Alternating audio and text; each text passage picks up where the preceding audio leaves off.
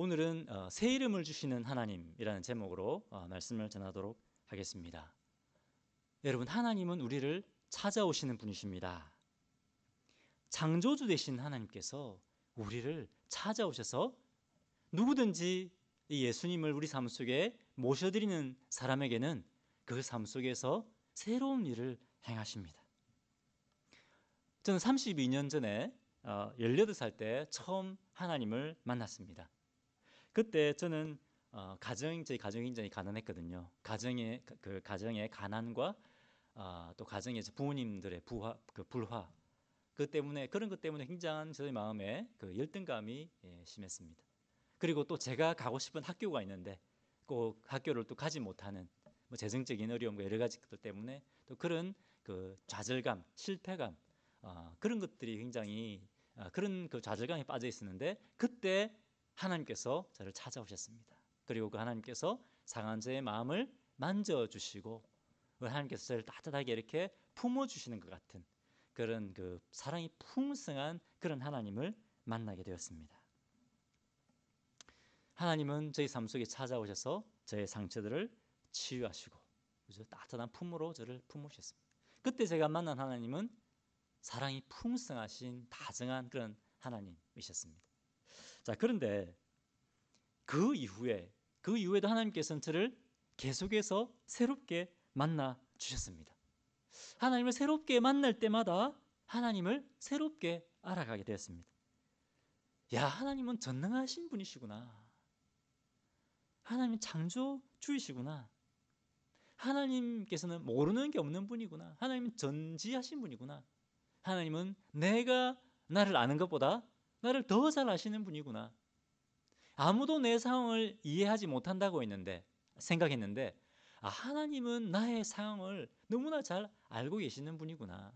그리고 내가 원하는 것을 주시는 분이 아니라 나에게 가장 필요한 것이 무엇인지 아시고 그것을 내가 원하는 때에 아니라 주님 원하는 때에 주시는 분이구나. 이런 것들을 경험하게 됐습니다. 하나님은 죄를 싫어하시는 분이구나. 내 죄 때문에 죽으셨고 내가 거룩한 삶을 살기를 원하시는구나. 하나님은 나의 인도자가 되시고 나의 보호자가 되시고 나의 피난처가 되시고 내가 가는 길을 인도하시는 선한 목자가 되시는구나. 이렇게 하나님을 새롭게 만날 때마다 새롭게 하나님을 알아가게 하시고 또 내가 주님 안에 누구인지 그것을 알아가게 하셨습니다. 그리고 새로운 일들을 행하셨습니다. 여러분도 그렇지 않습니까? 처음 예수님 만나고 하나님 만나고 딱 끝입니까? 그렇지 않죠. 계속해서 하나님은 우리를 새롭게 만나주시고 또 주님을 새롭게 만날 때마다 우리가 하나님을 새롭게 알아가게 하시고 또 우리의 믿음이 성장하게 하십니다. 혹시 우리 가운데 1년 전에 주님 딱 만나고 5년 전에 주님 만나고 10년 전에 만나고 주님을 새롭게 만난 경험이 혹시 없으십니까? 우리가 예수님의 십자가 우리가 찬양을 했는데 요즘 십자가의 찬양을 해도 감동이 없습니까? 여러분, 그렇다면 주님을 우리가 새롭게 만나야 됩니다. 주님은 이미 우리 삶 속에 들어가 계십니다. 그렇죠? 이미 들어가 계십니다.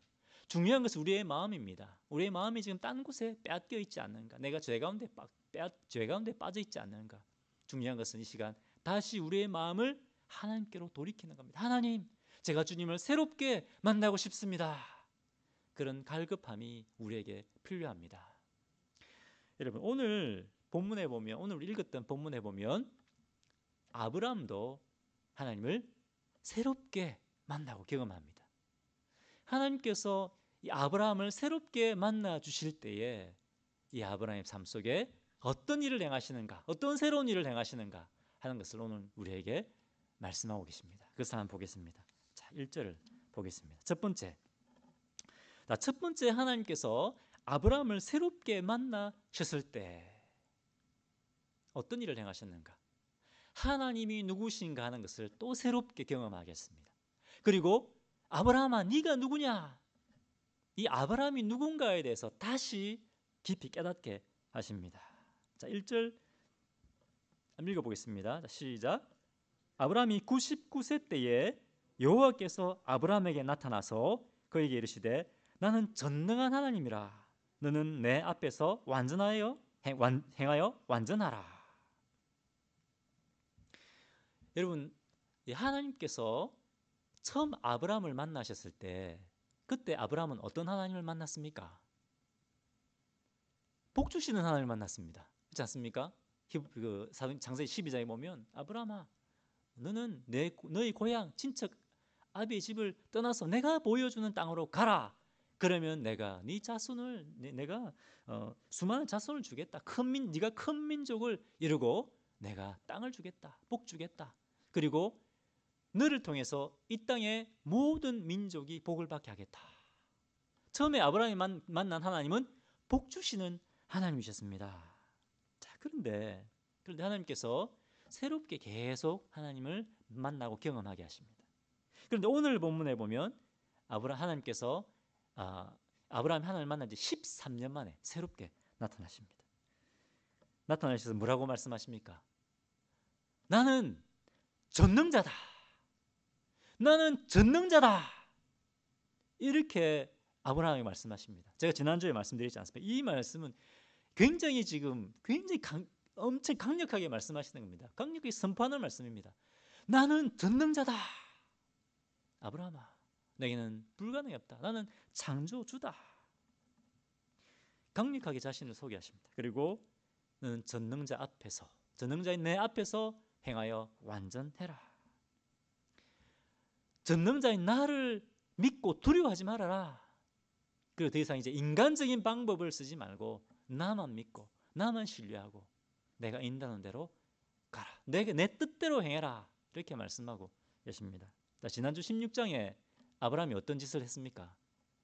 하나님 13년 만에 나타났죠. 어떻게 보면 하나님께서 섭섭하시고 아브라함의 죄에 대한 어떤 그 징계의 의미도 있습니다. 이렇게 오랜만에 나타난 것은 창세기 16장에 아브라함이 어떻게 했습니까? 하나님께서 자손을 주신다고 했는데 그 약속을 믿지 않고 인간적인 방법을 썼죠. 그죠? 그 자기의 여종, 그 사라의 여종을 자기 첩으로 삼아서 자손을 이어가려고 한 겁니다. 그런데 인간적인 방법을 썼을 때 어땠습니까? 아브라함도 힘들고 사라도 힘들고 그죠? 하갈도 모든 사람이 다 힘들었습니다. 이런 고통을 겪었습니다. 하나님께서 나타나셔서 아브라함아, 나는 전능자다. 두려워하지 말아라. 인간적인 방법을 쓰지 않아도 된다. 내가 너와 함께한다. 이제 너는 내 앞에 행하여 완전해라. 너는 이제 나만 신뢰하고 나만 믿고 나만 섬겨라. 여기서 완전하라라고 하시는 것은 이것 하나님과의 관계에 있어서 완전한 겁니다. 다른 거 섬기지 아니하고 다른 거 의지하지 않고 너는 나만 믿고 내가 이끄는 대로 순종하여 살아라. 그것이 완전하라는 그런 말씀입니다. 그렇게 하면 네가 내 뜻대로 살고 내 인도함대로 산다면 2절에 너를 크게 번성하게 하리라. 그리하면 내가 너를 크게 번성하게 하리라. 이렇게 말씀하시는 겁니다. 자, 분명히 아브라함이 처음 하나님을 만났을 때 이런 말씀 안 하셨습니다. 그죠? 내가 인도할 곳에 가라. 그러면 내가 복 주겠다. 이렇게 말씀하시는데 오늘 어떻게 말씀하십니까? 너는 전능자인 내 앞에서 행하여 완전해라. 그러면 내가 복 주겠다. 그죠? 오늘 본문에서는 이제 더 구체적으로 말씀하시는 겁니다. 더 구체적으로 말씀하십니다. 이 말은 뭡니까? 너는 나만 섬기는 참 예배자가 되어라. 이런 말씀과 같은 겁니다. 나만 섬기는 예배자가 되어라. 자, 이렇게 말씀하셨을 때 아브라함이 어떻게 반응했습니까? 3절입니다. 3절 아브라함이 엎드렸더니 이렇게 말씀하셨을 때 아브라함이 하나님 앞에 엎드렸다는 겁니다. 이렇게 하나님 앞에 딱 엎드렸을 때 그때 하나님께서 아브라함에게 계속 말씀하셨다고 되어 있습니다. 뭡니까? 아브라함이 하나님께 엎드렸다는 것은 무엇을 의미합니까? 예, 맞습니다. 하나님께서 저의 주인이십니다. 하나님만 저의 주님이십니다. 제가 하나님만 예배합니다. 그런 의미입니다. 하나님 앞에 엎드렸다는 겁니다. 그런데 아브라함이 저는 하나님만 예배하는 자입니다라고 인정했을 때 그때 어떻게 했다고요? 하나님께서 계속해서 말씀하십니다. 계속해서. 이 본문에서 아브라함이 하나님을 처음 만났을 때 하나님께서 뭐라고 말씀하십니까? 하나님이 누구신가 다시 한번 전능자이신 것을 보여주시고, 그리고 아브라함이 너는 나의 예배자야, 이렇게 아브라함이 누구신가 하는 것을 말씀해 주십니다. 여러분, 아브라함에게 말씀하신 것처럼 동일하게 오늘 우리에게도 동일하게 말씀하십니다. 너는 나의 뭐라고요? 예배자야. 너는 나만 섬기는 예배자가 되어야 돼 라고 말씀하고 있습니다. 여러분, 하나님께서 사랑하시는 그 하나밖에 없는 아들 예수 그리스도를 우리에게 보내주셨습니다. 그 십자가의 피로 우리 모든 죄를 사시고 우리를 주님의 것으로 삼으셨습니다. 주님의 자녀로 삼으셨습니다. 왜 그러셨습니까? 우리가 죽으면 천국 데려가시려고 그러는 겁니까? 맞습니까? 그것도 맞습니다. 우리가 죽으면 영원한 지옥에 떨어지 영원한 영혼을 받지 않고 우리를 천국으로 데려가시기 위해서 죽으신 건 맞습니다. 하지만 그것이 전부가 아닙니다. 그것이 전부가 아닙니다. 많은 사람들이 그것이 전부로 생각합니다. 그것은 극히 일부에 불과합니다. 그것이 아니라 하나님께서 예수님의 그 피를 통해서 우리를 주님의 것으로 삼으신 것은 우리가 하나님만 예배하는 자들로 삼기 위해서 우리를 구원하신 겁니다. 하나님께서 우리를 통해 예배 받으시기 위해서 우리를 구원하신 겁니다. 우리 중심이 아니라 하나님을 위해서 우리를 구원하신 겁니다. 자, 그러면 우리가 이렇게 생각할 수 있습니다. 야, 하나님 너무 이기적이다. 왜 자기만 예배하라고 하시나? 자기를 위해서, 자기만 위해서 우리를 지으셨나? 이렇게 우리가 착각할 수 있습니다. 그런데 여러분, 이것을 우리가 이해하기 위해서는, 왜 하나님께서 하나님만 섬기라고 하셨는가? 이것을 이해하기 위해서는 예배가 무엇인가 하는 것을 우리가 이해할 필요가 있습니다. 자, 먼저 여러분, 피조물인 우리가 창조주 대신 하나님을 예배하는 것은 당연한 겁니다. 그렇지 않습니까? 하나님께서 우리를 지으셨기 때문에 우리가 하나님을 예배하는 것은 당연합니다. 하나님께서는 우리를 통해 예배 받으시기 위해서 우리를 창조하셨기 때문에 우리는 하나님을 예배하는 것이 당연합니다. 자, 두 번째, 하나님께 예배 드린다고 하는 것은 뭐냐면 하나님께서 행하신 그 놀라운 일들을 기억하면서 하나님께 영광 돌리는 것이 예배입니다. 예배는 내가 은혜 받기 위해서 오는 것이 예배 아닙니다. 예배는 뭐라고요? 하나님께 영광을 드리는 것이 예배입니다. 많은 분들이 예배에 대해서 오해하고 있습니다. 하나님께서 행하신 놀라운 일들을 기억하면서 하나님 감사합니다, 찬양합니다, 이렇게 우리가 하나님의 이름을 높여드리는 겁니다. 그런데 놀라운 사실은 뭐냐면 하나님께서 우리 예배를 받기 원하신다는 겁니다. 하나님께서 우리 예배를 받으실 필요 있습니까? 우리 예배 드리지 않아도 하나님은 그대로 영광스러운 분입니다. 그렇지 않습니까? 하나님께서는 이 돌들을 들어서라도 하나님께 찬양하게 하시고 이 자연 만물을 통해서 찬양하게 하시는 분입니다. 그런데 하나님께서 우리를 통해 예배를 받으시기 원하신다는 겁니다. 우리와 영적인 교제를 나누고 싶다고 하시는 겁니다. 그리고 우리가 예배할 때 이곳에 지금 임재하여 계십니다. 임재하여 계셔서 우리가 찬양하고 예배드릴 때 하나님의 영광을 보여주시고 하나님의 능력을 보여주시고 하나님의 사랑과 은혜를 보여주십니다. 오늘 여러분 찬양하는데 우리에게 막 기쁨이 있지 않습니까? 예배 드릴 때 우리에게 기쁨을 주십니다. 하나님께서 감격을 주십니다. 하나님의 사랑을 경험하게 하십니다. 제가 오늘도 막 그런 찬양 가운데 은혜를 경험했지만 특히 지난주에 예배 드리는데 우리가 이 찬양 들었지 않습니까? 내가 매일 기쁘게 순례의 길 행하면 성령이 계시네, 그죠? 어두운 길을 걸으며 밤낮 기뻐하는 것 주의 영이 함께함이라. 막 이렇게 예배를 드리는데 막 굉장히 성령께서 막 그런 기쁨을 주시는 거예요. 상철아, 내가 어떤 상황 가운데 있어도 내가 너와 함께하고 있다. 나의 성령이 너와 함께한다. 주님을 찬양하는데 오래 막 기쁨이 오는 거예요. 기쁨이, 그죠? 예배는 우리가 하나님 앞에 하나님께 행하신 놀라운 일들을, 그죠? 우리가 영광을 올려드리는 겁니다. 그런데 그때 하나님께서 우리와 영적으로 교제하시고 우리에게 기쁨을 주십니다. 자, 세 번째, 그러면 왜 하나님께서 하나님만 예배하라고 하는가? 자, 세 번째, 예배를 드린다고 하는 것은 우리 일주일에 한 번 여기서 모여서 드리는 이 예배만이 예배가 아닙니다. 우리가 예배 끝나면 야 이제 예배 끝났다 하고 이제 집에 가지 않습니까? 그것이 아니라 이 우리가 함께 모여서 드리는 공동체 예배가 끝나면 뭡니까? 우리의 삶의 예배가 시작되는 겁니다. 우리 예배 드린다고 하는 것은 우리의 삶 전체를 하나님 앞에 드리는 겁니다. 제물로 드리는 겁니다. 여러분, 근데 사실은 예수님이 우리를 위해서 먼저 제물로 바쳐 주셨습니다. 그렇지 않습니까? 내 것을 나에게 바치라고 말씀하시지만 사실은 하나님께서 하나님의 가장 소중한 것을 우리에게 먼저 바치신 분입니다. 그렇죠? 로마서 12장 1절에 뭐라고 말씀하십니까? 너희 몸을 하나님이 기뻐하시는 거룩한 산제사 드리라. 뭘 드리라고요? 몸을 드리라는 몸을 드리고 우리의 시간을 드리고 우리의 힘과 에너지를 드리는 것, 그것이 예배라는 겁니다. 그것이 진짜 삶의 예배라고 말씀하시는 겁니다. 여러분, 어떻게 우리가 우리의 삶을 하나님 앞에 올려드릴 수 있습니까? 그것은 세상의 기준이 아니라 하나님의 기준, 하나님의 말씀의 기준대로 사는 겁니다. 그렇게 살 때 이 세상에서 우리의 삶의 터전 가운데 하나님의 영광이 나타나게 되어 있습니다. 제가 일본에서 선교사로 사역할 때 저희와 함께 사역하는 단기 선교사들이 있었습니다. 1년씩, 2년씩 함께 사역하는 단기 선교사들이 있었는데 이 단기 선교사들은 이제 대학을 막 갓 졸업한 형제 자매들이었습니다. 여러분, 대학을 막 졸업한다는 것은 그 인생에 있어서 굉장히 중요한 시기입니다. 그렇지 않습니까? 자기의 잡을 구해야 되는 시간입니다. 그런데 그 시간을 하나님 앞에 드리는 겁니다. 이것이 예배입니다. 제일 중요한 시간을.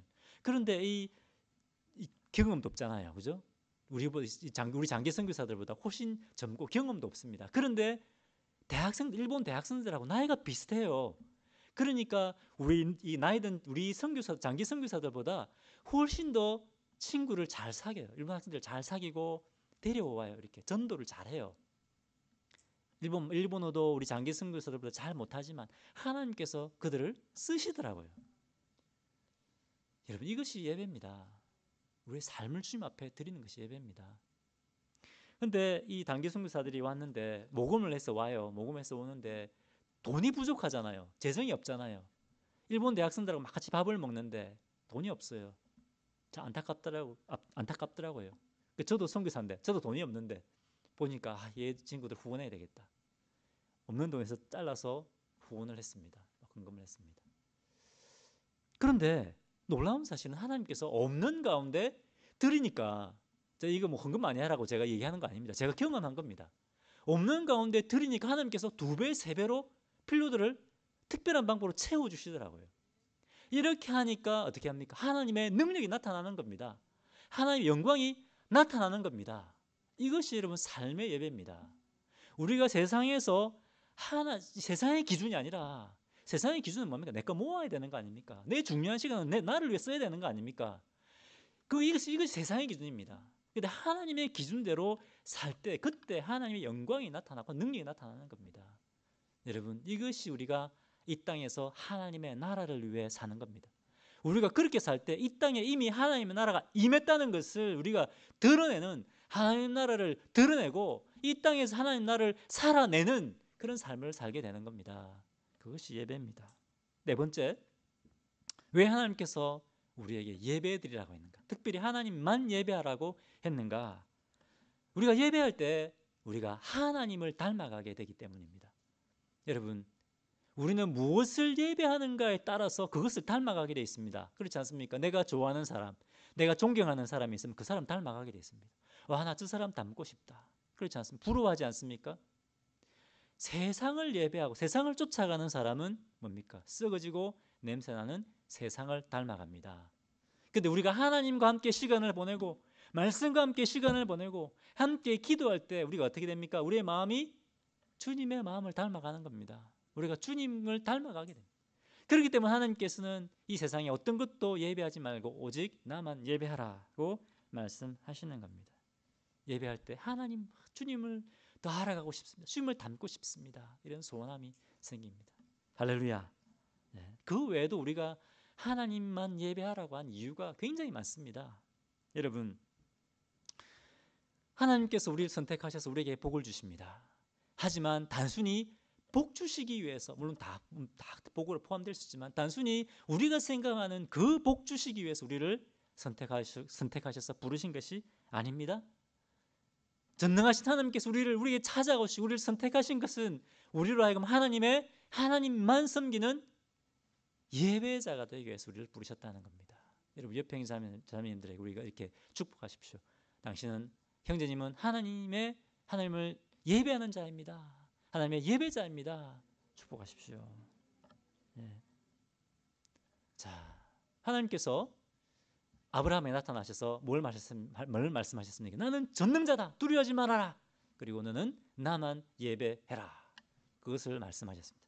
자, 두 번째 그러면 두 번째, 하나님께서 이 아브라함을 만나셨을 때 하나님께서 어떤 일을 행하셨는가? 아브라함에게 새로운 비전을 주셨습니다. 우리가 하나님을 새롭게 만나게 될 때 하나님께서는 우리에게 더 구체적이고 더 새로운 비전을 우리에게 보여주십니다. 여러분, 비전이 뭡니까? 이런 비전이 있습니까? 비전은 하나님께서 미래에 행하실 것을 우리에게 미리 보여주시는 것이 비전입니다. 비전이 있다고 하는 것은 내 미래에 기대할 소망이 있다는 겁니다. 내 미래에 기대할 소망이 있다. 하나님께서 반드시 보여주신 것을 행하실 거기 때문에 그렇습니다. 여러분, 우리가 주님을 새롭게 만날 때 우리 주님 우리에게 새로운 비전을 주십니다. 더 구체적인 비전을 주십니다. 우리의 가슴 뛰게 하는 그런 비전을 우리에게 주십니다. 창세기 12장에서 하나님께서 처음 아브라함을 만나셨을 때 그때도 비전을 주셨습니다. 내가 너와 네 자손에게 땅을 주겠다. 복 주겠다. 비전입니다. 그죠? 야, 하나님께서 나와 내 자손에게 복 주시겠구나. 자, 이게 또 비전입니다. 그런데 하나님께서 또 이제 구체적인 비전을 보여주십니다. 자, 4절 보겠습니다. 4절. 보라, 내 언약이 너와 함께 있으니 너는 여러 민족의 아버지가 될지라. 여러 민족의 아버지가 될지라. 히브리 원어에 보면 이 어순을 싹 바꿔놨습니다. 강조하기 위해서. 내 약속이 너와 함께하고 있다. 내가 너와 약속한다. 굉장히 강조해서 말씀하고 있습니다. 너는 여러 민족의 아버지가 될지라. 그런데 이 될지라는 단어를 보면 이것은 완료형입니다. 완료형을 쓰고 있습니다. 하나님께서 아브라함에게 될 것이다가 아니고 뭡니까? 이거 벌써 너는 여러 민족의 아버지로 내가 삼아버렸다. 이 말입니다. 지금 그렇지 않습니까? 삼아버렸다. 강력한 표현입니다. 그렇죠? 아브라함은 아마도 이렇게 생각했을 겁니다. 처음 불러냈을 때 나와 내 가족에게 복 좀 주시면 좋겠다. 내가 좀 아들이 없는데, 자녀가 없는데 하나님 내게 좀 자녀도 주시고 내가 살 좀 땅도 주시면 좋겠다. 아마 그런 마음을 가지고 나왔을 겁니다. 아브라함이 기껏해야 내 가족 정도밖에 생각하지 못했을 겁니다. 그런 비전을 가지고 나왔습니다. 극히 자기중심적인, 극히 이기적인 그런 비전을 가지고 있었습니다. 그런데 하나님께서 아브라함에게 이 아브라함이 생각하고 있던 비전보다 훨씬 더 큰 비전을 보여주십니다. 6절, 내가 너로 심히 번성하게 하리니 내가 내게서 민족들이 나게 하며 왕들이 내게로부터 나오게 하리라. 왕들이 내게로부터 나오게 하리라. 여러분, 이게 엄청난 비전 아닙니까? 엄청난 약속 아닙니까? 근데 원문에 한글에는 이건 심히 번성하게 하리니라고 되어 있는데 사실 이건 심히 많다라는 히브리 단어를 두 번이나 반복해서 쓰고 있습니다. 수도 셀 수 없이 너를 번성하게 하고 수많은 민족의 아버지가 되게 하겠고, 그것이 전부가 아니다. 왕들이 너를 통해 태어나가겠다. 그런 말씀입니다. 그리고 또 8절에 내가 너와 내 후손에게 내가 거류하는 이 땅, 곧 가나안 온 땅을 주어 영원한 기업이 되게 하고 나는 그들의 하나님이 되리라. 내가 보여준 이 땅, 내가 인도한 이 가나안 땅을 내가 너희 자손에게 영원한 기업으로 주겠다. 그리고 내가 내 자손들의 하나님이 되겠다. 이렇게 말씀하신 겁니다. 자, 여러분, 하나님께서 아브라함에게 비전을 보여주셨습니다. 미래에 일어날 일을 약속하셨습니다. 그런데 이 약속이 이루어졌습니까? 이 약속이 이루어졌습니다. 그리고 지금도 이루어지고 있습니다. 이것은 뭐 역사적인 관점에서도 그렇고 영적인 관점에서도 그렇습니다. 역사적인 관점에서 보았을 때 여러분 지금 4,000년이 지난 아브라함과 4,000년 전에 약속했지 않습니까? 4,000년 전에 한 이 약속이 이루어지고 있습니다. 지금 가나안 땅에 누가 살고 있습니까? 아브라함의 자손 이스라엘 백성들이 살고 있습니다. 이스라엘 나라가 있습니다. 4,000년이 지난, 그죠? 놀라운 사실은 이스라엘이 두 번이나 완전히 망했습니다. 그렇지 않습니까? 두 번이나 망했습니다. 그런데 놀라운 사실은 2000년 전에는 완전히 망해서 없어져 버렸는데 2000년 후에 이스라엘이 다시 이스라엘 나라가 새롭게 세워졌습니다. 놀라운 사실입니다. 지금부터 2000년 전이라고 하면 여러분 언제 정도라고 생각되십니까? 한국 역사를 보면 고조선이 망하고 삼국시대가 시작되는 시기입니다. 여러분 어떠세요? 까마득한 옛날입니다. 그런데 그때 없어졌던 한국의 김해에 가면 가야라는 나라가 있었습니다. 옛날에 그 나라 조그만 나라가 없어져 버렸습니다. 그 당시에. 근데 지금 그 나라 김해에 가야라는 나라가 새로 생긴 것과 똑같은 겁니다. 여러분 이것이 있을 수 있는 일입니까? 있을 수 없는 일입니다. 어떻게 일이 가능합니까? 하나님께서 약속하셨기 때문에 일이 가능한 겁니다. 하나님께서 말씀하신 그 약속은 반드시 이루어졌습니다. 역사적으로 이루어졌습니다. 하지만 그것보다 더 중요한 것이 있습니다. 그것은 영적으로 이루어졌다고 하는 겁니다. 내가 네 자손에게 이 땅을 주겠다 약속했는데 여기서 이 자손이라고 하는 것은 단순히 혈통적인 이스라엘을 이야기하는 것이 아닙니다. 영적인 아브라함의 자손입니다. 이 땅이라고 하는 것은 단순히 가나안 땅만 얘기하는 것이 아닙니다. 하나님의 백성들이 차지하게 될 영원한 하나님의 나라, 그것을 의미하고 있는 겁니다. 자, 창세기 12장 2절에 어떻게 말씀하셨습니까? 하나님께서 아브라함에게 내가 너로 모든 민족이 복을 받게 하겠다고 말씀하셨습니다. 모든 민족이 복을 받게 하겠다. 어떻게 이것이 성취됐습니까? 예수 그리스도입니다. 예수님. 아브라함의 자손 이스라엘 백성을 통해서 예수님이 태어나게 하시고 하나님께서 그죠? 이스라엘 백성을 통해서 예수님이 이스라엘 백성들을 통해 오셔서 십자가에 죽어 주심으로 우리의 모든 죄를 사하시고 우리를 하나님의 자녀로 삼아 주신 겁니다. 아브라함의 영적인 자녀가 될 수 있는 길을 열어 주신 겁니다. 그리고 그뿐만 아니고 가나안 땅 영원한 하나님의 나라를 차지하게 하신 겁니다. 하나님의 나라가 우리가 죽으면 하나님 나라 갑니다. 하지만 이미 이 땅에 하나님의 나라가 임했습니다. 우리는 이 땅에서 하나님의 예배자로 살면서 하나님의 나라를 우리는 경험하고 또 하나님 나라를 우리는 드러내고 하나님 나라를 전하는 삶을 살게 되는 겁니다. 이 땅에서 하나님의 나라를 누리게 되는 겁니다. 저 천국 가야만 하나님 나라를 누리는 것이 아니라 이 땅에서 이미 하나님 나라를 누리게 됩니다. 맛보는 거죠. 할렐루야. 이것이 영적으로 성취되었습니다. 요한복음 1장 12절에 영접하는 자 곧 그 이름을 믿는 자들에게는 하나님의 자녀가 되는 특권을 주셨다. 그죠? 이것이 성취된 겁니다. 에베소서 2장에 예수 그리스도를 믿는 모든 사람들은 이방인이나 뭡니까? 유대인이나 관계없습니다. 모든 민족들이 다 예수님을 통해서 하나님의 권속이 된다. 권속은 뭡니까? 하나님의 가족이 된다. 영적인 의미에서 아브라함의 자손이 되는 겁니다. 하나님을 예배하는 자들이 된다. 이 비전을 보여주시는 겁니다. 아브라함은 그냥 조그맣게 그냥 자손 주고 땅 좀 주시고 그렇게 생각했는데 그것이 아니라는 겁니다.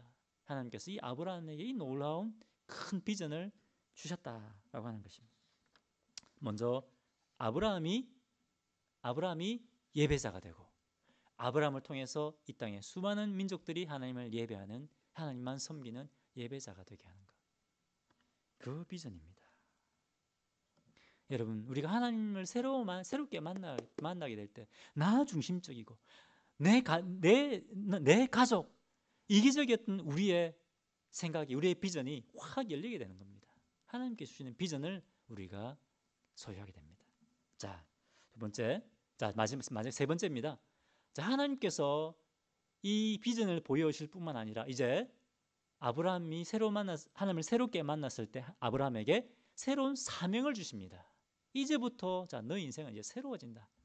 새로운 사명과 함께 새로운 이름을 주십니다. 새로운 이름을 주십니다. 5절 보겠습니다. 5절. 이제 후로는 내 이름을 아브라함이라 하지 아니하고 아브라함이라 하리니 이는 내가 너를 여러 민족의 아버지가 되게 함이니라.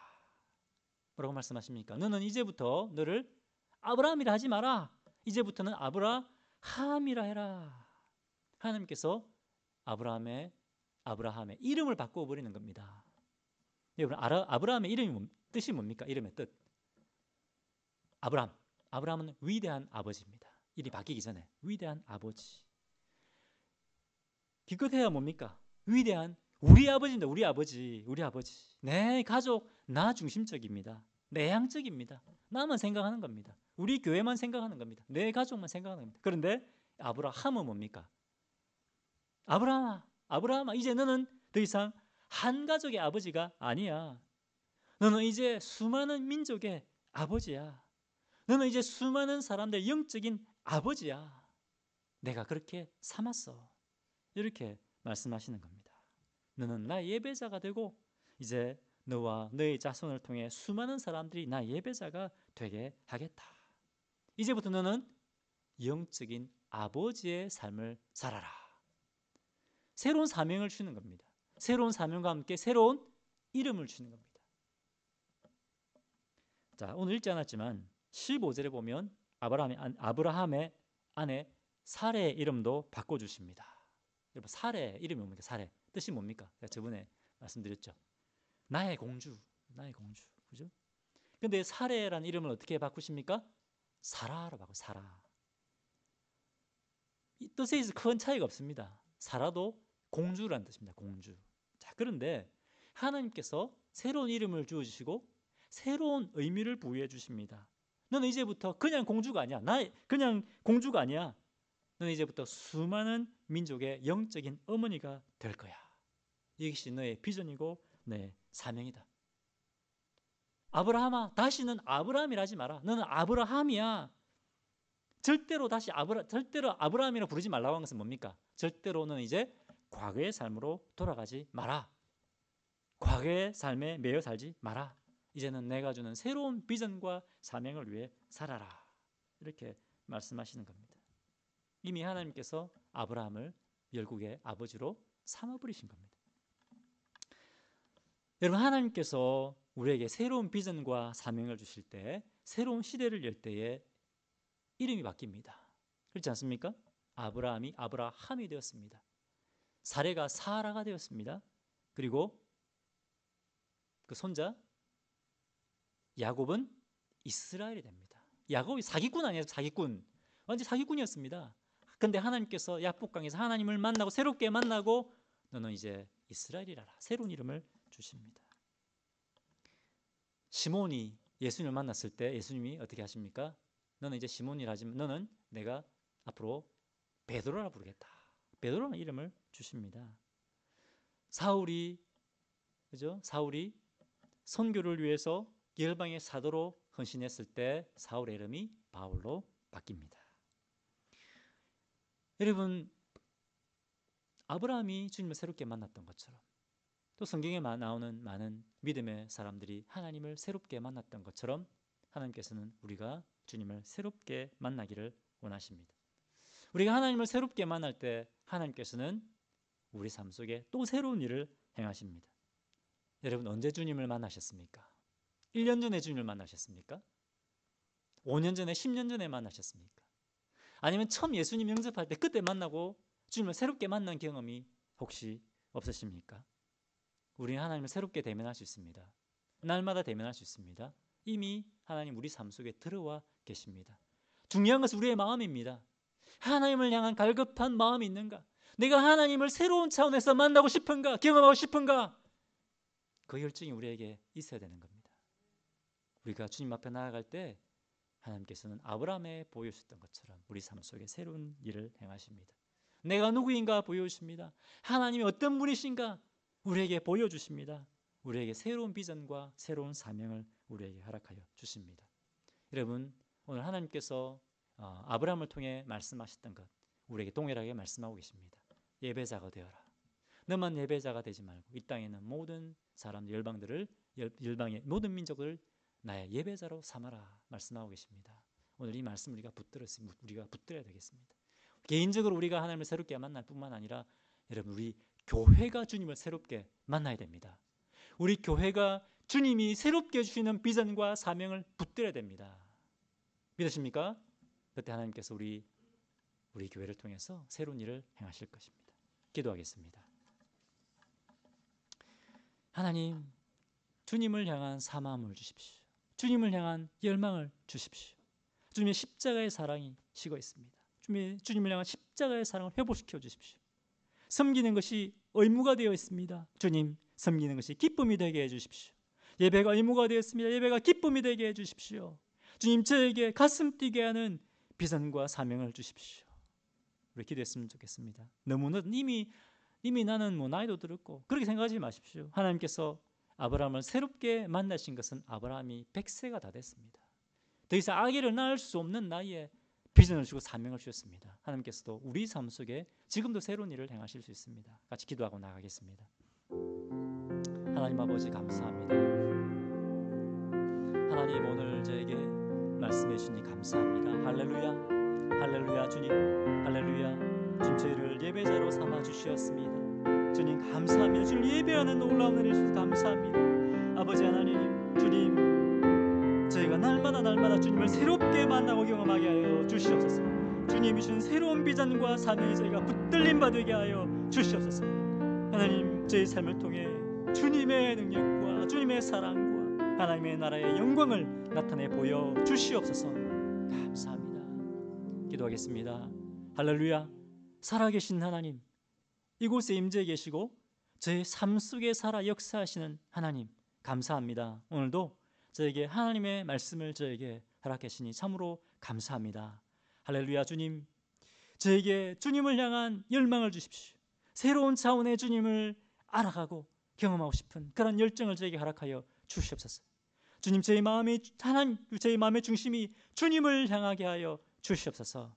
주님, 저희가 주님을 새롭게 만나고 경험해야겠습니다. 저희 교회가 주님을 새롭게 만나고 경험해야 되겠습니다. 우리 하나님께서 아브라함에게 주셨던 그 비전과 사명을 저에게 허락하여 주시옵소서. 아브라함이 경험했던 그 전능하신 하나님을 저희도 새롭게 경험하게 하여 주시옵소서. 주님, 저희가 예배자로 살기 원합니다. 주님 앞에 예배할 수 있는, 예배드릴 수 있는 놀라운 은혜를 주신 것을 감사하고 찬양합니다. 이 놀라운 은혜 때문에 기쁨과 감사함으로 예배드리고 주님의 기쁨과 감사함으로 저희 삶을 드리고 헌신하게 하여 주시옵소서. 이 땅에서 하나님의 나라를 드러내며 주님을 모르고 죽어가는 그 영혼들을 주님께 인도하며 주님을 예배하는 자들로 저희가 삼고 주님의 제자로 삼는 이 사명 감당하게 하여 주옵소서. 감사드리며 예수님의 이름으로 기도합니다. 아멘.